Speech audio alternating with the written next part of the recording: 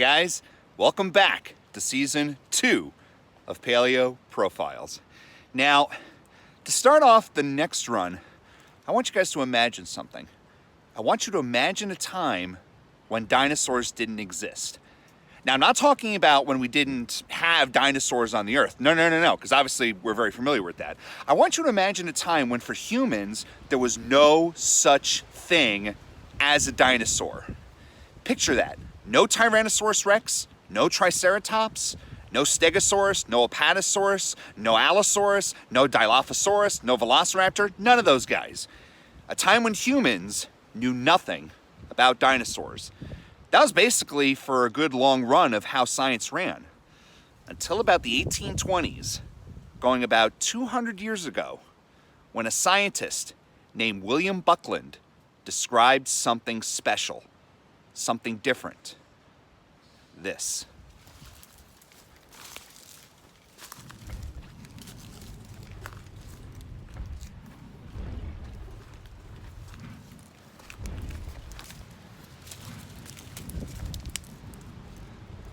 Ladies and gentlemen, I give you the very first dinosaur that was ever named Megalosaurus.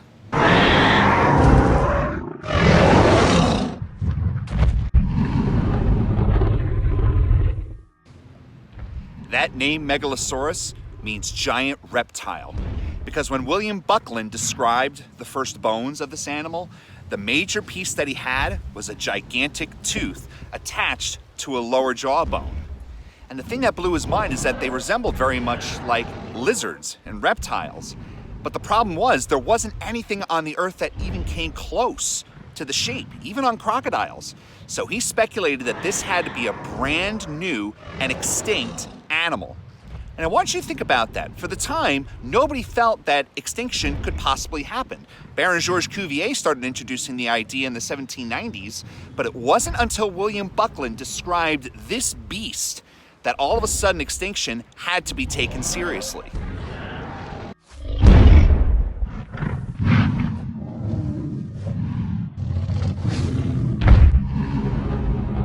Aside from the teeth, William Buckland also recognized that this animal was different than modern-day reptiles, not just because of the teeth, but because of the way they walked. Dinosaurs, unlike modern-day reptiles, walk with their legs directly underneath their bodies, just like humans do. Reptiles walk around in a push-up posture, whereas dinosaurs walk with their legs under their bodies. And that's why William Buckland was able to set his animal apart from a lot of other reptiles from the time.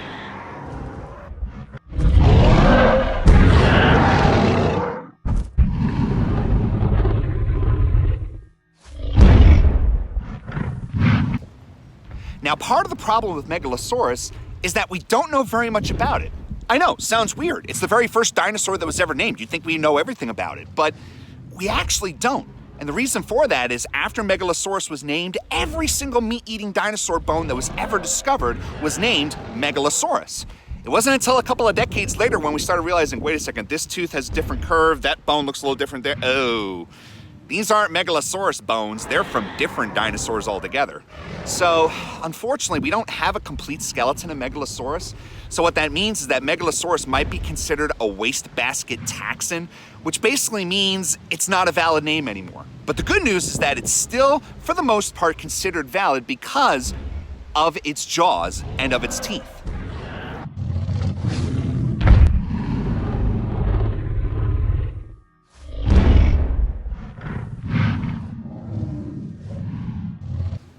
What makes the jaw interesting is that notch on the top of its jaw. It almost looks like an indent. Now that indent tells us that Megalosaurus is actually a basal theropod, which means it's an early member in the theropod family, which shows linkages to even more primitive dinosaurs, guys like Dilophosaurus. So we think Dilophosaurus may have actually branched off and given rise to the Megalosaurus family. But even more cool, that notch is very similar to those of the Spinosaurs. That's right, we think Megalosaurus might actually be related to the legendary Spinosaurus.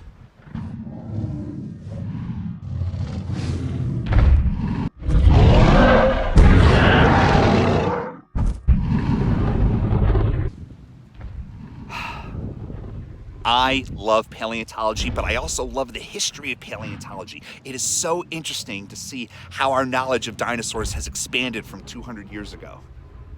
So you know what? Why don't I continue that route? Next Paleo Profile, let's talk about another historical dinosaur. So, this is Mr. Serabian for Paleo Profile saying stay healthy, stay safe.